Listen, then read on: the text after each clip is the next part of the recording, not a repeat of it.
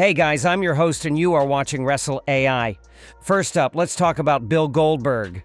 The WWE Hall of Famer is gearing up for what seems to be his final match in WWE. After undergoing therapy, which kept him out of training for a while, Goldberg is now back in action and getting into shape for his last bout.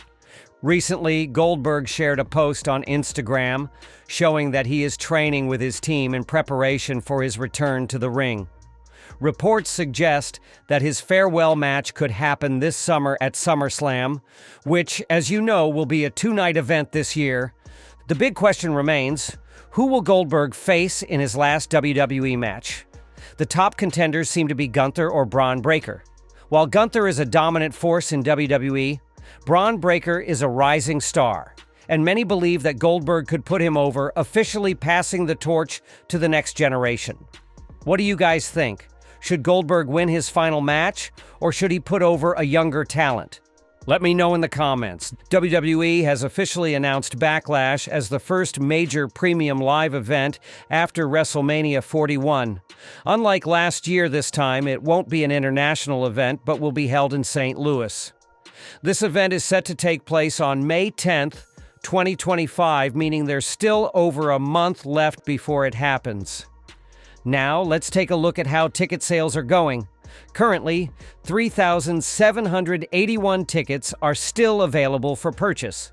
The total capacity for the event is 15,545, out of which WWE has already sold a massive 11,764 tickets. In just the past week, WWE managed to sell around 2,000 tickets, with exact figures standing at 967 tickets sold in the last few days alone. This shows that ticket sales are moving at a strong pace. Considering that there's still plenty of time before Backlash and WrestleMania hasn't even taken place yet, we can expect sales to pick up even more. If John Cena wins at WrestleMania, imagine how many fans would want to attend Backlash to witness what happens next. This is a great sign for WWE, especially because this isn't even an international event, yet ticket sales remain strong. Moving on to our next big story, Drew McIntyre. There's no doubt that McIntyre has been one of WWE's most reliable superstars over the past few years. Whether fans acknowledge it or not, he has been carrying the company through various ups and downs. On the latest episode of SmackDown, during a heated segment with Damian Priest, things took a dangerous turn. Priest delivered a brutal chokeslam on McIntyre, sending him crashing onto a car windshield. Now, what fans might not have realized at first is that this wasn't a gimmicked glass spot. The windshield shattered, and McIntyre actually got real glass in his eye. McIntyre himself confirmed this on social media, tweeting, "That was real glass. It got in my eye." Initially, fans thought he was just trolling CM Punk, referencing the infamous Jack Perry real glass controversy in AEW. But in reality, he was serious. The glass shards actually entered his eye. Thankfully, McIntyre later posted a follow-up tweet, which was a bit humorous, so it looks like the situation is under control. But just imagine how brutal that must have been. Getting glass in your eye is no joke. We'll keep an eye on his condition, but for now it seems like he's fine. Eric Bischoff recently made a bold claim. He believes that Jey Uso will not win a title at WrestleMania. According to Bischoff, when Jey won the Royal Rumble, he had all the momentum in the world. But now, that momentum has faded, and WWE fans don't seem as hyped about him heading into WrestleMania. Adding to that, Jey's match won't even be the main event. Night 1 is headlined by Roman Reigns versus CM Punk, and Night 2 will feature Cody Rhodes versus John Cena. That means Jey's title match won't have the same spotlight, making his victory seem less likely. Even if Jey does win, many fans feel that it would be a mistake because Gunther still has so much left to accomplish as champion. What do you think? Should Jey win the title at WrestleMania, or should Gunther retain? Drop your thoughts below. Now let's talk about Roman Reigns and what happened after SmackDown went off the air. This week's contract signing segment involving Reigns, CM Punk, and Seth Rollins was the highlight of the night. But what WWE didn't air on TV was what happened after the show ended. After CM Punk was confirmed for the main event, Roman Reigns was visibly frustrated. Rollins, who was already annoyed by Punk's involvement, confronted Roman. We don't know exactly what was said, but sources say it was a serious argument.